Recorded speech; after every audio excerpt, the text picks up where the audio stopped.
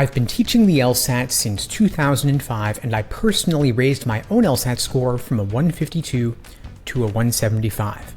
Now, I coached several of my students on their biggest LSAT challenges and did my best to make my answers to them as concrete and tactical as possible, so you can take those insights and apply them to your LSAT prep for a quick score boost. Here are the best moments from those coaching calls. I need help with reading comprehension mostly because that's always been like my problem area, but taking the prep test, I've realized is really not my best. So I just need a better way to approach it. So I just need like the basics of the best way to go about reading comprehension, so I at least have some idea of what I'm doing when I get there. The people who do the best on reading comp mark very little or not even at all. It takes time to write things down, takes time to read things. So I would suggest, have you tried a very minimal marking strategy?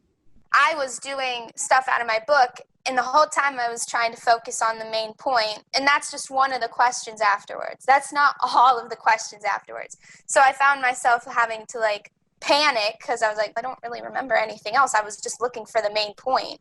I need to have a more cohesive approach to the questions after the passage. Yeah, the main point is important, and I emphasize it, but as you said, it's also not the only thing. You've got to know where the other things are so that you can go back and find them when you need to as you're solving the other questions. You'll get a couple general questions, but there are a lot of detail-oriented ones, and you don't have to digest everything in that moment, but you've got to have at least a mental flag where you know, okay, paragraph 2 is where they gave the details on this, so you can go back for that. I don't write things down when I read it. That's the one thing that tripped me up because I was like, that just takes way too long. You've got some space to play experimenting with different styles in approaching reading comp. You could try out an approach that involves detailed paragraph summaries. You can try one that involves writing down nothing at all. You can write down one that involves just a couple of key words, maybe for each paragraph or maybe for the major viewpoints presented, and see what works best for you. Reading comp is more personal than other sections. So if you want to experiment, do a handful of sections one way, a handful another way, that's going to be your best indication, is to actually run those experiments on yourself. Now, most people approach reading comp like they're in school. They open the passage and they think, okay, it's time to take notes. They start underlining, highlighting, boxing keywords, circling names, and by the end, the page looks something like a Jackson Pollock painting. But the truth is that the best top scorers don't do that. They mark almost nothing and sometimes literally nothing. Why? Because the LSAT is not grading your note-taking skills. It's testing your ability to understand and reason through arguments under time pressure. Now, every second you spend writing something down is a second you're not actually reading. You're adding friction to the process, and friction kills comprehension. So for that reason, when we work with students, one of the first things we do is take the pen out of their hands. Seriously, try reading a passage once without marking anything. At first, it might feel uncomfortable because you're going to want to grab the pen and underline something, anything, just to feel like you're doing something. But here's what happens. After a few passages, your brain starts working the way it's supposed to. You stop chasing random words and you start actually following the logic. Because what really matters in reading comp is structure, not the details, not the examples, not even every viewpoint, just the structure. Who is saying what and why? What's the main claim? What are the opposing sides? And this is key, where does each piece of information live so you can find it again? You don't need to memorize the passage. You need a mental map. Think of each paragraph like a labeled drawer. Paragraph 1 introduces the topic and sets up the debate. Paragraph 2 shares one side. Paragraph 3 shares the other side. And paragraph 4 maybe reconciles or concludes. Now, you don't have to remember every single fact. You've just got to know where to find those facts when you need to solve a particular question. That is what top scorers do. They know where things are, even if they don't remember exactly what was said. Now, let's talk about marking. There is a time and place for it, but probably not what you think. If you're going to mark at all, do it strategically. Maybe just 1 or 2 keywords per paragraph. You know the transition words like however, therefore, and in contrast. Maybe you underline one sentence, the author's main opinion. That is it. You're creating anchors that your brain can grab onto when you go back to answer the questions. And if you're not sure which marking style works best for you, run an experiment. Do 5 passages one way with lots of notes, do 5 passages another way with minimal notes, and do 5 passages with no notes at all. Then look at your results. Which approach gave you the best accuracy per minute? That's going to be your answer. And I know every student's different. Some need light marking to stay focused. Others do better with purely mental mapping. And the key is to test your system instead of guessing. Another thing worth noting is that reading comp is more about engagement than people realize. These passages are boring on purpose, by design. They're about 18th century theater or molecular biology or art criticism. Nobody cares. And the test makers know that you don't care.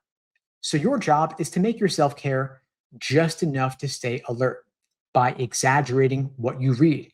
If there are 2 sides in a passage, pretend that it's a heated argument between your 2 loudest friends. If it's a boring scientific study, imagine it's a courtroom debate. When you inject a little bit of personality into it, your brain's going to stop glazing over. And you've got to know that reading comp is not just about reading.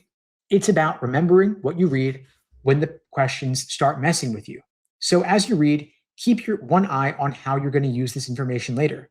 Ask yourself, if they ask about the evidence, where would I look? If they ask me about tone, how would I describe it? If they ask me to infer the author's attitude, which lines show it? That's what makes top scorers so efficient. They're not reading passively, they're reading like detectives, gathering evidence for questions they haven't even seen yet. So if you start reading this way, focused on the structure, you'll be shocked at how much easier reading comp becomes. You're going to read faster, understand more, and stop wasting time making the passage look pretty. Because the LSAT isn't testing your note-taking, it's testing whether your brain can find and use information under pressure. So forget the highlighter and instead build your mental map. And remember, less marking, more thinking. Currently, I am on the 6-month study plan, and because of the schoolwork that I'm currently doing, I'm this close to finishing my bachelor's. I find it difficult to maintain that plan. So the time frame that I would like to apply for law schools is not able to be met under the 6-month study plan. So the first question I guess that I would have is, do I need to modify the plan for a reduced time frame, or do I need to wait till next year? There are 2 approaches you could take. If you want to stick with your previous target test date, you could simply do fewer questions of a given type, or you could skip certain portions of the schedule, or I could send you a new schedule that better suits your test date. So occasionally someone will say, I was planning for August, can't do that, now need to go for September, or vice versa. I'll just swap the schedule and give them the appropriate one. So that's an approach you could take. I wouldn't totally suggest choosing a test date a few months later just because you fell behind schedule, unless you feel that's what you need to do in order to reach your fullest potential. The reason why I chose the 6-month study plan is because I assumed that a longer study plan would be more beneficial because it could cover more topics, especially since I want to get the between 170 and 180 score. A lot of the stories that I see, they go with the 3-month study plan and they're fine. So there is some doubt on my part about whether or not my methodology, so to speak, in selecting the 6-month study plan was even necessary in the first place, or if I would just be fine with, say, a 3-month study plan. Yeah, there are people who do it all in 3 months. There are people who were studying for a while previously, then they discovered my resources, but they couldn't study for another 6 months, so they just got the 3-month plan. 3 months could be enough. It really varies from person to person depending on the amount of time you're able to put in, how easily it comes to you, and then also what your ultimate goals are. There are people who did the 3-month plan who got in the 170s, but there are also plenty who got in the 160s. And if you're really committed to giving this your all, then I do think that a 6-month timeline is relatively better if you can do it. Every LSAT student at some point feels like their study plan is falling apart. Maybe you miss a week because of work, maybe you got sick, or maybe you just didn't do it. And then you start feeling guilty. You see your study plan and think about how you just blew it and maybe you're going to start over next cycle. But a broken plan doesn't mean you're a broken student. It just means your plan wasn't built for real life. Most study plans, even the good ones, are written for a robot. They assume that you have infinite energy, zero distractions, and the perfect work-life balance. But real people have jobs. They get tired. They get invited to weddings. So when your plan starts falling apart, your goal isn't to throw it out. Your goal is to adapt it. And most students react to falling behind by pushing back their test date. But what usually happens is life stays just as busy. And the new schedule, you fall behind on that one too. So if your plan says do 4 sections a day, maybe cut it down to only 2 sections a day and actually finish them. In other words, you're shrinking the scope of what the plan's asking you to do rather than shrinking the length of the plan. Finishing a smaller plan is going to build your confidence and your rhythm. And that is way more valuable than some giant plan that looks impressive but never actually gets done. So we find that working with our students, that just reducing the workload by 25% can actually double the consistency because you stop feeling like you're constantly behind. And I know when you fall behind, your natural instinct is to feel guilty. You open your notebook and immediately start beating yourself up, thinking, I wasted a whole week, I'm never going to catch up.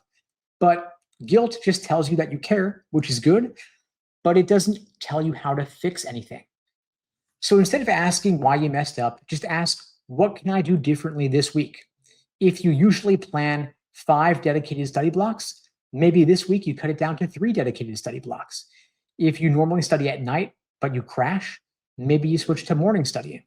And if weekends just never work, stop pretending they will. Design your plan around who you actually are, not who you wish you were.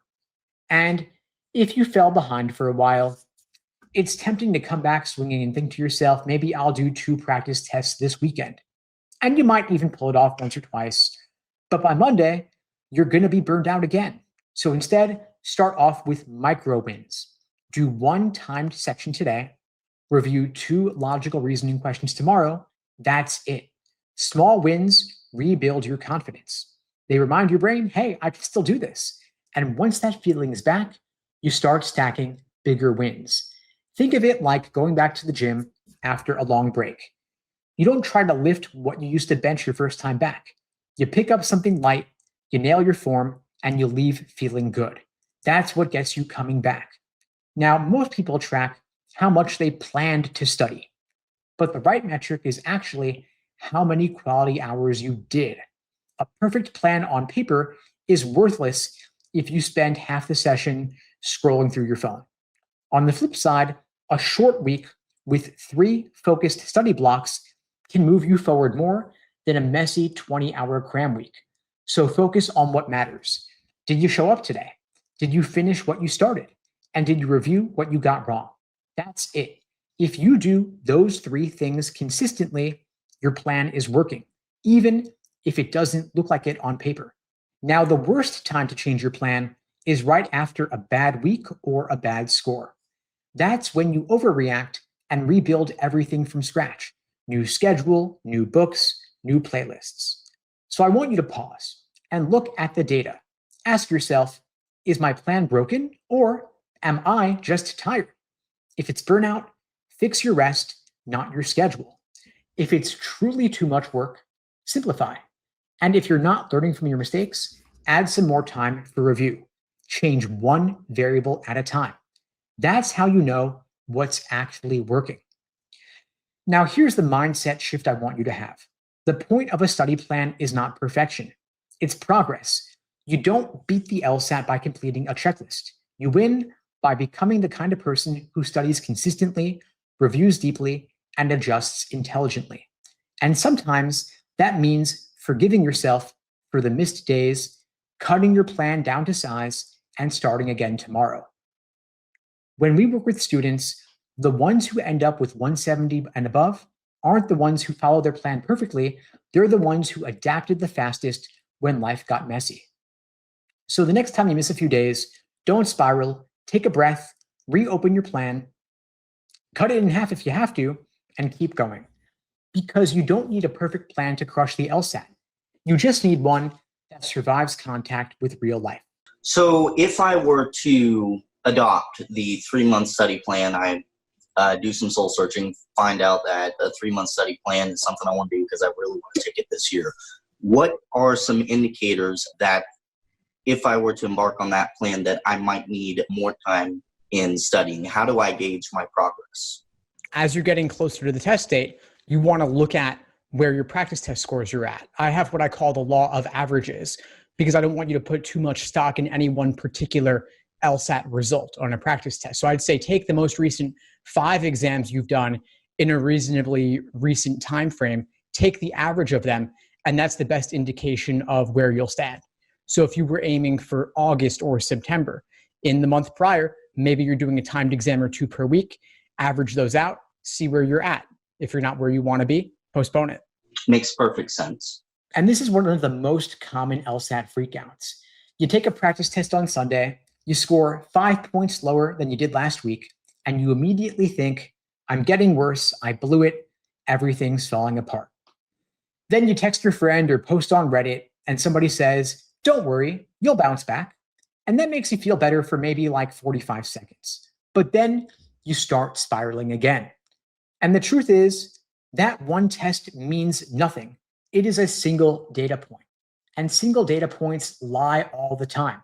You don't want to over-index on outliers. If you want to know your real LSAT score, the number that actually reflects your ability right now, you've got to look at the average of your last 5 practice tests. Not your best, not your worst, but your average, the law of averages.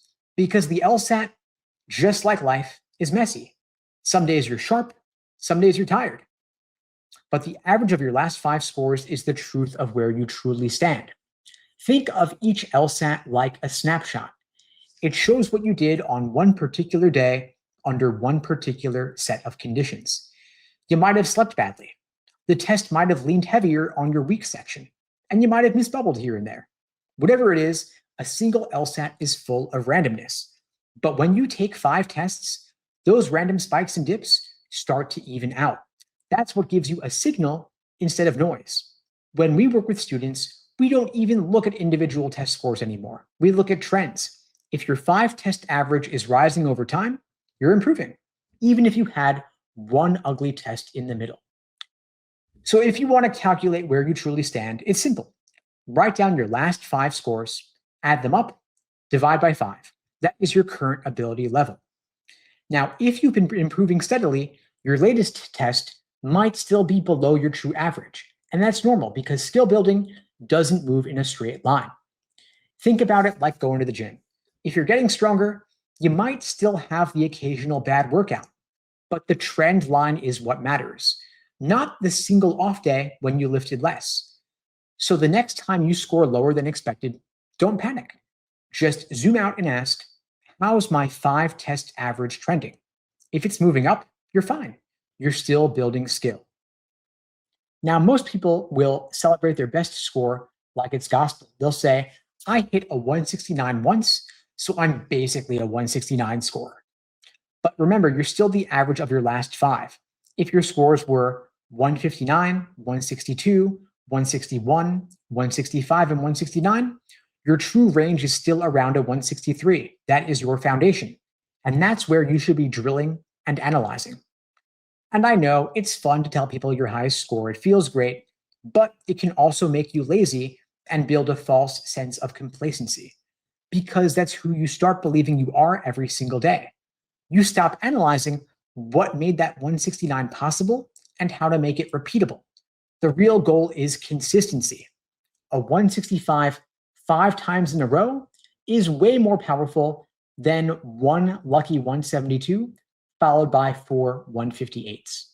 Now, I know that outliers still do have value, but if you had a weirdly good or weirdly bad test, you want to look at why. For example, did your pacing change? Did you eat something different that morning? Did your warm-up routine feel better? Or worse, did you skip your warm-up entirely? You want to ID the variables that might have caused that swing, and then you adjust for next time. But after that, you want to move on. Don't let a single score live rent-free in your head. We tell our students to treat each LSAT like it's an experiment. Run it, Log the data, adjust one variable, and move forward. That's it. And the reason for this law of averages is also about emotional regulation, which, by the way, is half the battle on this exam. Because when you ride that emotional roller coaster of good score means I'm smart and bad score means I'm dumb, you waste energy that you could have been spending on actual improvement. Top scorers will expect that some tests will go poorly. They literally build that assumption into their mindset. That way, when a test does go badly, it doesn't feel like an emergency. It's just part of the data. So the next time you get a disappointing result, take 5 minutes to feel annoyed. It's totally fine. But then pull up your score log, look at the average, and keep working. Because you don't win the LSAT by crushing one test. You win by being able to perform well over and over again until it feels automatic. The law of averages protects you from both overconfidence and despair. It tells you you're never as bad as your worst day. You're not yet as good as your best one. You are the average of your consistency.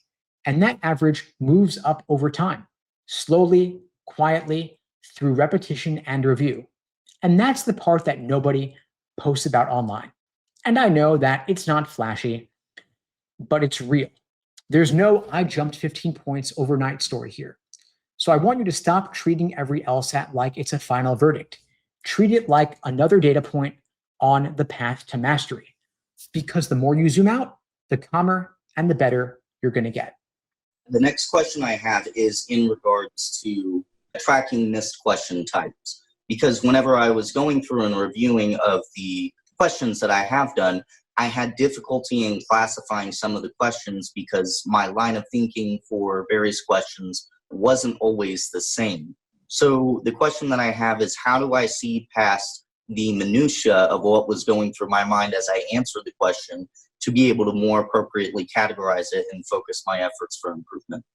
If you simply want to categorize based on question stem type, there are typically some keywords in the question stem, and you can also look at categorizations online to see how others have classified it as well. I have categorizations for most of them on my website. But aside from question stem type, there are other things to think about also. Once you have a good foundation in the exam, a lot of times you're just getting things wrong because they're difficult. And it's not about the question type anymore, like strengthen, weaken, flaw, and so on. Rather, it could be about the method of reasoning in the stimulus. It could be about the gap or the flaw in the stimulus, or it could just be about the tempting wrong answers if they were especially well written and they lured you into a trap. And so at a certain point, once you're already in the 160s, and if your results are somewhat evenly distributed across the 3 section types, then it may not even be about question type anymore. And what you may want to do is simply review everything that gives you trouble. I really appreciate your help so much. I scored a 171. Basically, I'm going to take another exam. I'm just looking to learn more about testing strategies for 170 plus scores. I can finish a session perfectly just in 35-minute section, but when I'm in the real exam, I couldn't finish maybe 2 or 3 questions for each section. So I don't know if it's because I'm nervous or it's just because I'm not familiar with the test enough. I would guess it's not related to you being familiar enough with the exam. You said you scored a 171 on the actual thing.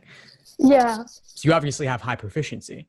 And I would imagine that the questions you're getting wrong could simply be because they're difficult questions. Yes, that is correct. Just felt like I was really stressed and I didn't want to get anything wrong. So I definitely spent more time than I would normally do on a practice section because I just really wanted to get everything like 100% right. And it turned out like that I wasted too much time on like reviewing the things that I already felt confident about. So it sounds like you already know the problem then. And you wouldn't be alone in that, by the way. A lot of folks will double check and triple check the easier ones. So how might you change your approach deliberately to account for that with timed logical reasoning sections, whether in isolation or in the context of a full exam? I'm lacking confidence in myself. There are a lot of things that you could do before taking a timed exam. You could do a handful of warm-up questions to boost your confidence, to run through some easy problems just so that you get into that flow. You could take a look at your 171 score from July to show yourself that you've got this. Take a look at your other practice test scores that were high leading up to the July exam or to your upcoming exam to show yourself again that you've got this. Or as an exercise, you could aim to do the first 10 questions in 10 minutes and just trust your gut on those and know that you're a 170 plus scorer. You've got the proof already. So those first handful of questions, the first 5, the first 10, they're not really meant for you. What I mean by that is they're meant to separate people, let's say below 150 from those above 150. But if you're already significantly above 150, your odds of getting those wrong are quite low. They're meant to separate the people who have the basics down from those who don't have the basics down. But they're not meant to challenge you in particular. The tougher questions will separate those in the 160s from those in the 170s, which then gets a lot more nuanced, a lot more challenging. But the first 10 questions, for the most part, aren't about that. I feel when somebody doesn't pay attention, is either because the way they distribute the mental resources, where it's either you are not familiar enough with the process or you're not familiar enough with the question type. I'm not so sure about that, actually. So I'm going to push back a little bit because you scored a 171. Familiarity may not be your issue. How many hours would you say you've invested in your LSAT prep? You mean start from beginning? Starting from the beginning. I would say a year. So you put in a year. Overall, you put in a lot of time to this. We have to give you credit for that. You may not be getting perfect 180s, but nobody gets a 180 every single time. So you are familiar. I don't know that familiarity is the problem. You could be getting difficult questions wrong simply because they're difficult. Another thing you've also raised is the idea that you may second guess yourself a little bit too much, especially on the easier questions, which is then costing you time later on the tougher questions that actually require that attention. So my challenge for you is blast through those easy questions, trust your gut on them, build up a time bank you can apply to the tougher questions later in the section. I see. Okay, I will do that. Now, one of the sneakiest score killers on the LSAT is second guessing yourself. You know that feeling when you finish a section and suddenly you think, wait, did I read that right? So you go back, reread it, change your answer, and of course, it turns out that your first answer was correct. That right there is the silent score killer. And it usually shows up in students who care a lot. They want to be perfect. They double check the easy questions, but then they run out of time on the hard ones. Not because they're bad at logic, but because they don't trust themselves. Now, here's what I want you to take away. Confidence is not an innate personality trait. It is a test-taking skill, and you can train it the same way you train speed and endurance. Now, confidence might feel risky because it means letting go of control. And if you've been studying for months, you think, if I don't check my work, what if I make a dumb mistake? And that fear makes sense, but it's also costing you points. Because on the LSAT, the clock punishes hesitation harder than it punishes a few mistakes. I'm going to say that again. Indecision costs more than inaccuracy. You can recover from 1 or 2 careless errors, but you can't recover from running out of time on 5 questions that you never even saw. So confidence is not about arrogance. It's about strategic trust. It's saying, I know what I'm doing, at least enough to move forward. And you might think the difference between a 160 and a 170 is intelligence or study hours, but it's about flow. 170 scores move and commit. They're not faster because they're smarter. They're faster because they stop arguing with themselves. Now, one of the patterns we see with our students again and again is that the higher scorers make decisions with less hesitation. They've trained their instincts through review, and they've built evidence that their gut instinct is usually right. And because of that, they trust it. It's data-driven confidence. They've seen enough moments where their first choice was right to stop changing their answers unless they have an actual reason. Now, there's this funny thing that happens to advanced students where they get bored on the easy questions, so they second guess themselves just to feel busy. I can't tell you how many times I've heard, I knew the first 10 were easy, but I rechecked them just to be sure. That's like rereading the ingredients on a granola bar wrapper while the timer is ticking on a bomb. It makes you feel safe, but it's the worst possible use of time. Now, the first 10 questions in logical reasoning are specifically designed to separate those below 150 from those above 150. So if you're aiming for a 170 or above, those are probably going to feel easy, and that's by design. So when those questions feel simple, that's not a reason for you to panic. That's just what doing it right feels like, because the hard stuff is going to come later. Your job here is to bank time on the easier questions, get through them efficiently, confidently, and without second guessing. That extra time is what lets you slow down and think clearly when the real curveballs show up later in this section. Now, confidence comes from proof ultimately. So if you want to get better at trusting your gut, you want to start tracking when it's actually right. Here is an exercise we give students. Every time you change an answer, mark it with a star. Then later when you review, check if your first instinct or your revision was correct. If your first choice wins 70% of the time, which it usually does, you just gathered hard evidence that your intuition is reliable after all. And that's how you rewire your brain to stop second guessing. And if you notice that your second choices are right more often, that's useful data too. It means your internal reasoning process is still developing, and that's something we can strengthen through review. Now, confidence is built every time you sit down for a timed section. If you practice like a nervous student where you're pausing, double checking, and hesitating, you're going to perform like a nervous student. But if you practice like a decisive test taker where you're moving quickly, trusting your training, and reviewing later, that's exactly how you'll show up on test day. When we work with students, we call this test day simulation. It's not just about the questions, it's about the mindset. Every practice section should feel like the real thing. The timer starts, and once you make a decision, you move on. You can analyze all you want in review, but during the section, you are focused. Now, confidence isn't about saying I'm the best. It's about saying I've done the work and I trust what I've built.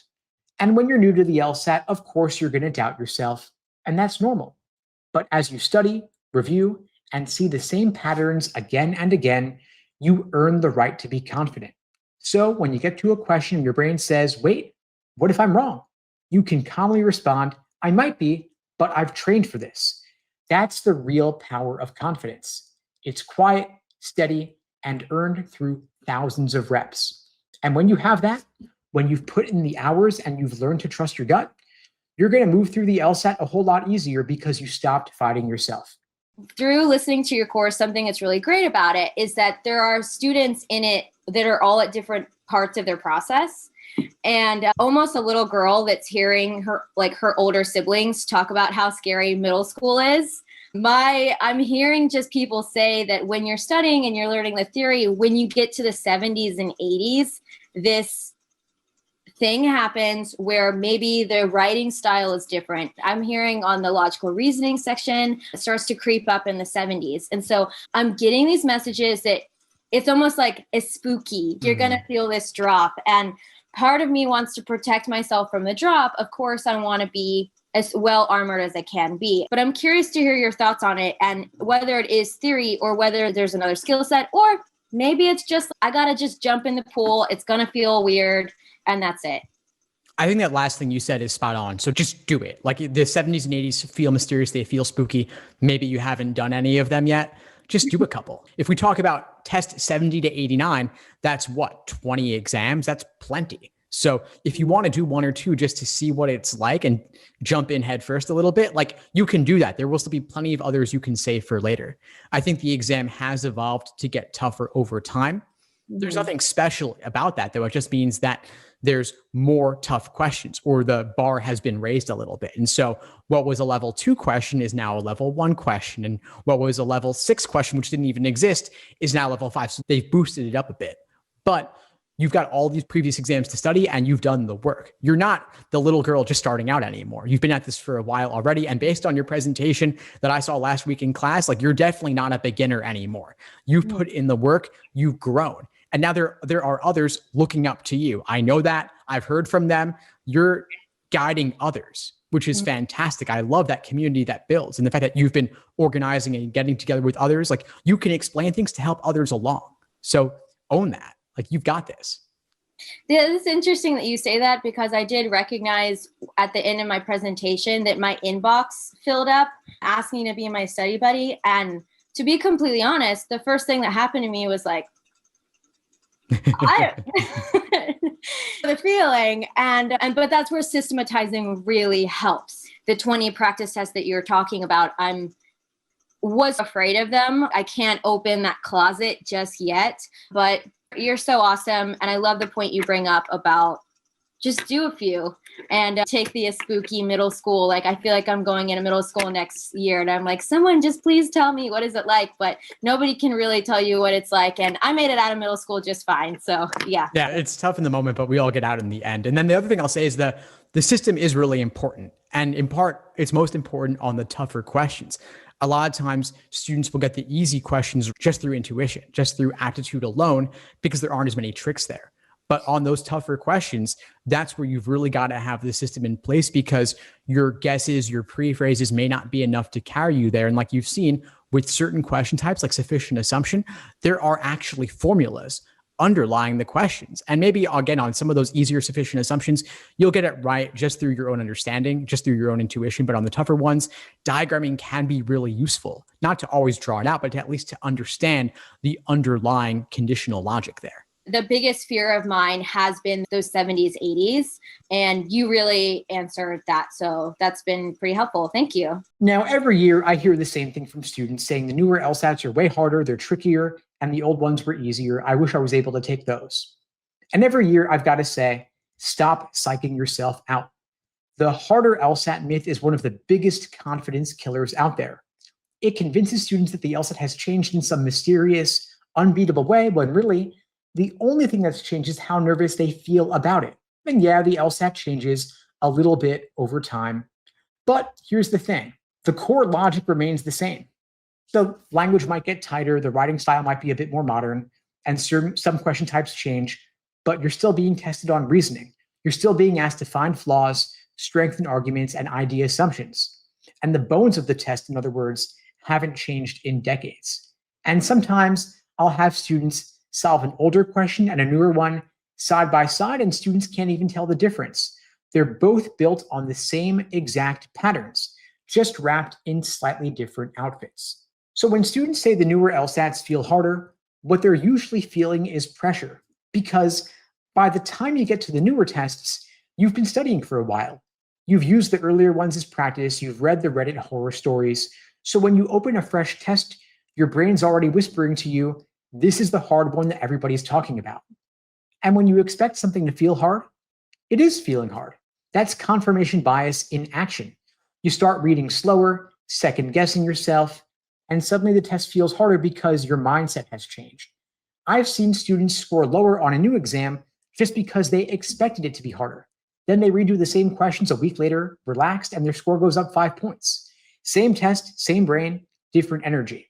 Now, another reason people say it's harder now is because test takers on average are more prepared than they used to be. So the curve has gotten harder. The competition has improved. So when you compare raw score conversions over time, it can look like the test is harder, but in reality, everyone else just got better. Now, a pattern I've seen hundreds of times is when a student does well on the older exams and they move on to the more recent ones and their confidence tanks. So they think, I must be getting worse, but they're not.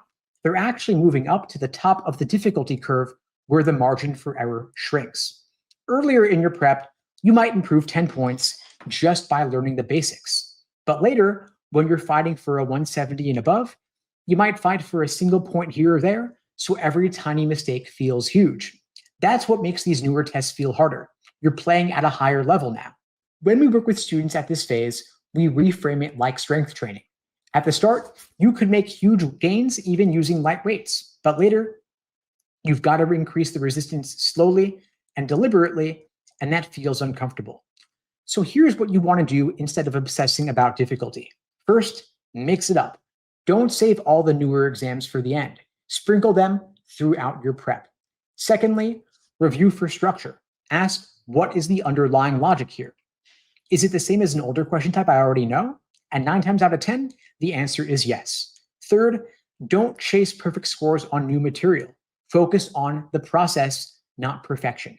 And finally, take confidence from your past success. You've already proven you can handle the tough questions. Don't throw that away just because the new test format looks different in some way. So the truth is, ultimately, the LSAT isn't getting harder, you're getting better. And as you get better, you start noticing subtler mistakes, trickier traps, and smaller timing issues. And that's progress. When you were a beginner, you missed the big obvious stuff, but now you're fine-tuning perfection and precision. It just feels harder because your standards are higher. And that's exactly what improvement looks like. So stop feeding the myth that the LSAT is somehow harder now. You're just leveling up. And once you see it that way, as a sign of growth, you start realizing that every new scary test is really just another chance to prove how far you've come. Perfectionism is an enemy in this case. I used to have PTSD, and now I have ADHD and I have ADD, and I'm recovering and I'm learning a lot. And sometimes when I'm reading, my eyes start to hurt. I see things bubble. I have a lot of pain when it comes to studying. I work sometimes late and I wake up early morning and I still want to work out. I still want to have some food. I still want to spend time with the family, and really finding the time to study the LSAT when every time you go back in, you have to spend, and I kid you not, you have to spend over 40 minutes on a question. And then you look at the clock and, oh my God, it's 12 o'clock and I just see 2 questions. It's disappointing.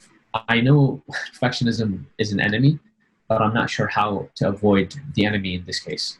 We could talk about scheduling tactics, and I've got plenty on that as I have study plans and I break it down day by day. I even break down within a day, breakfast, study, lunch, study, socialize. What I find more interesting here as a focus is when you've got those 40 minutes or those 60 minutes, do you feel you're using them productively? You're saying 2 problems in 40 minutes, 20 minutes reviewing a single problem. Is that worth it? To me, that seems to be the key question here. So minor correction, 40 minutes on one problem. Okay, even better, even better. 40 minutes on one problem. Yeah, which is just, sometimes to me, it's just mind-boggling. Is it productive? I'm not sure. Honestly, I don't know. When I read the question, I would lock down the 2 possible answers that could be the answer. And then I would research the question, and then I would see which answer choice is the right answer. But even after getting the right answer, which I know it was the right answer, or maybe I didn't, I still go back and see why the other answer is the wrong answer. That kind of analysis doesn't sound like a problem. To me, I wish more students would do that. But it's a problem if you feel like it's a problem. If it's a problem, if it makes you feel demotivated because you feel, okay, let's say I'll just make up a number here. You got 20 questions wrong on a given exam. If you got to spend 40 minutes on each of 20 questions, that's 800 minutes. That's over 10 hours. That's a lot of time on one exam. So the question, is it worth it? How could I do several exams with that level of detail? So it requires changing your approach in some way if that's what you need to feel confident and comfortable moving forward. Yes, I do need to find a better way of studying. Yes, I do need to find a more productive way of doing problems, but I'm just not sure how to get there. You're reminding me of someone. First of all, you're reminding me of myself, but you're also reminding me of a friend. This friend, he was a person who liked to collect things. And I think many of us have an idea, have that impulse to collect things or to be comprehensive in nature regarding our understanding of something. So it's not just that you want to do 1 or you want to do 5, you want all of them. So this friend, he's the kind of person where he looks up the top 100 movies of all time, and then he has to download all of them and watch all of them and properly tag all the file names and everything and look up all the details on the IMDb and those websites and learn everything he can. Like, to me, that's collecting. And it could be for something that's totally useless, or it could be for something like the LSAT, where there's a theoretical justification for that, where there's 89 numbered exams, there's a handful of unnumbered exams. Let me look up all of them and get all of them and do all of them and understand all of them. And that's something that I personally fell prey to. Luckily, there were only 40 something back when I was doing it, so it wasn't nearly as much of a job. Now there's more than double. But the idea is that if they're out there, I've got to do them. I've got to master them. And that serves you up to a point. It's probably going to get you a higher score than doing nothing, as long as you don't burn out. So Yeah. what I'm sensing here is that when there's a problem that you don't get, you're looking up what person A says, person B, person C. There's videos, there's message board postings, there's books that contain it. And so if you could look up for one question, get 7 different sources, that would give you the most comprehensive view. So I'm going to recommend a totally different approach. I'm going to recommend for you a ban on explanations, where for the next problem that you complete that you have trouble with, you are not allowed to look up explanations for them. For the next, let's say the next week, you cannot look up any explanations. Of course, you can look up the answer key and you can try to develop your own understanding of the problem and write it out for yourself and think on it. And you can form a study group. You can connect with a study partner. You can, of course, bring your questions to the weekly study groups inside the course and discuss your questions there. But you cannot look up external recorded or written resources. What outcome would I get from not looking up answers? I think you'll get a deeper understanding because you're not using explanations as a crutch. I'm not saying that's necessarily what's happening in your specific case, but I think it's a possibility that many other students do fall into that trap. You're going to have to engage with the problem and analyze your mistakes and figure out how to avoid the tempting wrong answer and how to avoid being discouraged by the unappealing wording of the correct answer. I'm not saying that you need to be on this ban forever. I'm just saying for the next week. And then later, after the week is done, maybe you introduce your favorite source of explanations and use only that. Or maybe you use 1 or 2. But after a certain point, it's diminishing marginal returns. Yeah, that's a great analysis. Absolutely, yeah. I recommend what I call the Socratic review method, where you're actually writing out your own explanations from scratch. So you've got the problem, you've got the answer that you chose, you've got the correct answer, and you've got to think through specifically, let's say logical reasoning, what gave you trouble about the problem? Was it the stimulus? Was it the question stem? Or was it the choices? What about the stimulus made it difficult wording, failing to use conditional indicator words, requiring the contrapositive, using the word unless, a topic that you don't like? It could be any number of things. Or if it's the choices, let's say, what was tempting about the wrong answer that made it seem appealing, and what ultimately makes it wrong? And what specifically was discouraging about the right answer that pushed you away from it, and what ultimately makes it correct? And you want to reflect on all of that. And that takes time. That alone could take 40 minutes, but it's a different 40 minutes in nature because nobody is giving you the answer, not the answer in the answer key, but nobody's giving you the reasons why the wrong answer is wrong and the right answer is right. You're taking the time to develop it yourself. Yeah, thank you for helping me get to this conclusion, honestly. I've been that guy. You get stuck on one problem, you want to dissect it like it's a murder mystery. You reread every word, watch all the explanations, post on Reddit, argue in the comments, and by the end of it, you're not even sure what the original question was anymore. That's what perfectionism feels like. It feels productive, you're working hard, thinking deeply, but you zoom out and you're not moving forward. Perfectionists love to say, I just want to understand it. But what they really mean is, I want to feel certain before I move on. And the LSAT punishes that mindset because the test is designed to mess with your certainty. Every question has 4 trap answers that look 90% correct. But if you wait till you're totally sure every single time, you're never going to finish a section. This is one of the hardest habits to break. Not because you're being lazy, but because you're being too diligent. It's the opposite. You too much want to get it right. But the LSAT rewards flexible thinking, not perfectionism. So if you catch yourself rereading the same sentence for the 5th time, you're spinning your wheels. It's pointless. Now, of course, deep review is key. It's important.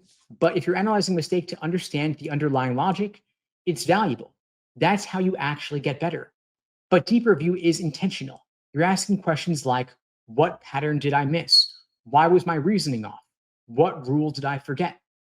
But perfectionist review is like, I'm going to watch another video. Maybe this other form has a marginally better explanation, or maybe I've just got to read it one more time. Deep review looks for insight, and perfectionist review looks for reassurance. You're either growing your skill or you're feeding your anxiety. And perfectionists tend to become mindless collectors. They collect books, question sets, PDFs, spreadsheets. They're always organizing their prep, but they're not actually prepping. One student told me, I downloaded every LSAT ever created. And I said, that's cool, but how many have you actually done? And he's like, maybe 2. It's like buying every workout program on the internet, but never actually going to the gym. You feel productive while avoiding the real discomfort. You're doing the hard, uncertain work of progress, and progress is messy. You make mistakes, you miss questions, you forget things, and that's normal. That's how learning works. Perfectionism and low confidence are best friends. They feed each other. When you don't trust yourself, you overcompensate by overanalyzing. You keep telling yourself, if I just study a little more, I'll finally feel ready. But that moment of readiness never actually comes. Confidence comes from evidence, not preparation. We sometimes give our students what we call a no explanations week. For 7 days, they're not allowed to look up anyone else's answers. They've got to write their own explanation for every question they miss. At first, it's painful and they hate it. But by the end of the week, something changes. They realize they can figure things out on their own. That's where confidence comes from. Not from getting every question right, but from trusting you can recover when you get one wrong. Every minute you spend obsessing over one detail is a minute you could have spent building pattern recognition across several different examples. And pattern recognition is what wins the LSAT. So don't aim to be the person who understands one question 10 times over perfectly. Aim to be the person who understands why they missed it, what they learned from it, and then moves on to the next. That's the kind of student who improves every single week. Now, progress on the LSAT doesn't feel good. When you're actually learning something new, it feels confusing, slow, and sometimes embarrassing. You're gonna make dumb mistakes. That's okay. You'll get answers wrong that you swore you knew. And if you'll question if you're getting worse. But that discomfort is the price of growth. If you're never frustrated, you're not pushing your limits. You're just staying where you're comfortable. And being comfortable doesn't raise your score. The LSAT rewards adaptability. You don't have to be perfect. You've just got to get slightly fewer questions wrong, slightly faster every single time that you practice. That's how you improve.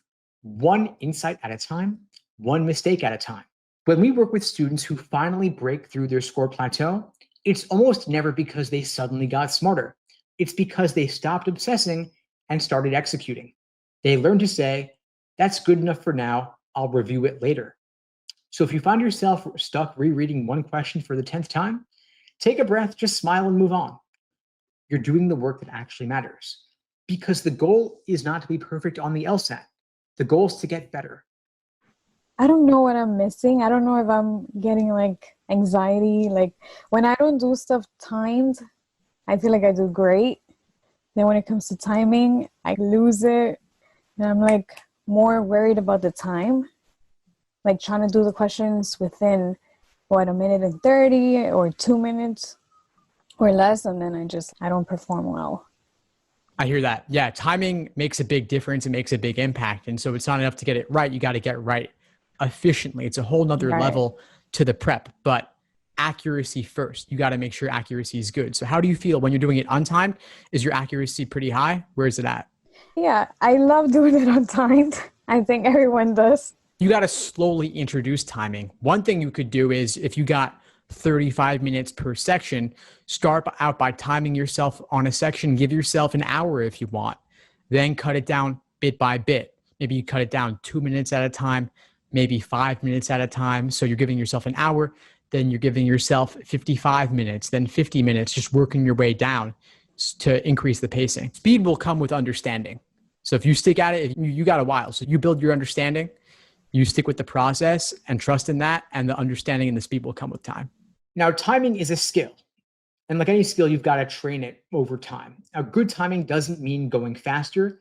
It means getting more efficient and more deliberate. That means focusing on the question in front of you that you have a realistic chance of actually solving in the moment. If you risk it getting bogged down or stuck, you skip it. And you've got to trust that if something takes longer, that's only natural and to be expected, like a lengthy parallel question or principal application where all 5 choices are just as long as the stimulus. Those students who struggle the most with timing are the ones who have not developed their pacing adequately to the point where they know what they're supposed to be doing at every single moment. You might reread a question 3 times or overanalyze something you already knew was wrong. That's that perfectionism again, right? So Timing issues are really more issues of decision making. It's that your mental process is taking you too long to make a decision. And most students will take a full test, realize they ran out of time, and say to themselves, next time I'll just go faster. But if you always practice under pressure, you're just reinforcing those bad pacing habits. And so you want to train timing separately from content, which means you start by removing time limits completely. Obviously, don't do this if your exam is coming up in just a few weeks. But if you've got 3-4 months or longer, you can afford to slow down, take a step back, and do one section with unlimited time, focusing purely on accuracy. Because you can't manage your time until you can trust your reasoning. Once your accuracy is solid, I'm talking 80-90%, then you can switch to focusing on pacing. And you don't have to jump straight from doing unlimited time to 35 minutes. You can start with 60 minutes a section, then reduce down to 55, then 50, working your way down gradually, maybe 5 minutes at a time, until 35 minutes feels natural. It's like interval training at the gym. You don't start by sprinting, you build capacity 1 rep at a time. Then by the time you're taking the real test, your pacing muscle is so strong that you barely even notice the clock ticking. Now, there are some common mistakes students don't realize they're making, like spending equal time on every single question, because not all questions deserve equal effort. Some are traps designed to waste your time. So you've got to learn to spot those and then move on. Now, if you're down to 2 choices and you can't decide, just mark it, flag it, skip, and come back later if time allows. I cannot emphasize how important this is. Now, double checking questions you already know are right is also a confidence problem that you need to get over. If you've read the question, found your answer, and it matches your reasoning, just move on. Over-checking is how perfectionists sabotage themselves. Another big mistake is not practicing review under time pressure. Now, everybody practices answering questions quickly, but no one practices reviewing quickly. But on test day, your flag and return skills are what save you. You've got to train those too. Now, there's this weird counterintuitive thing that happens when you start working on timing. Your scores might actually drop. You're going to feel slower, you'll feel clumsy, and you'll make dumb mistakes you thought that you had already fixed. And that's because your brain is recalibrating. You're relearning how to think under pressure, and that's uncomfortable. But once the new rhythm clicks, your efficiency is going to skyrocket. So if you start timing drills and suddenly feel worse, that's fine. You're doing it right. That's the growth curve. You've got to think of your 35 minutes like a budget. You've got over 2,000 seconds to spend wisely. Now, some questions cost 45 seconds, some cost 90, a few cost 120, and your job is not to spend the same amount of time on each. It's to invest your time where it gives you the best return. Easy questions are cheap points, hard questions are expensive points. So you want to spend your time accordingly. Your goal when you're working on pacing is not to beat the clock, it's to forget the clock entirely. You want pacing to become innate, to become natural, because you've done it all before. You enter into this flow state where you're not worrying 10 minutes left. You're thinking, next question, next argument, this is my next opportunity to score points. You're moving deliberately and smoothly. You're going to be able to trust your instincts because you've tested them under time pressure already countless times before. That's how confidence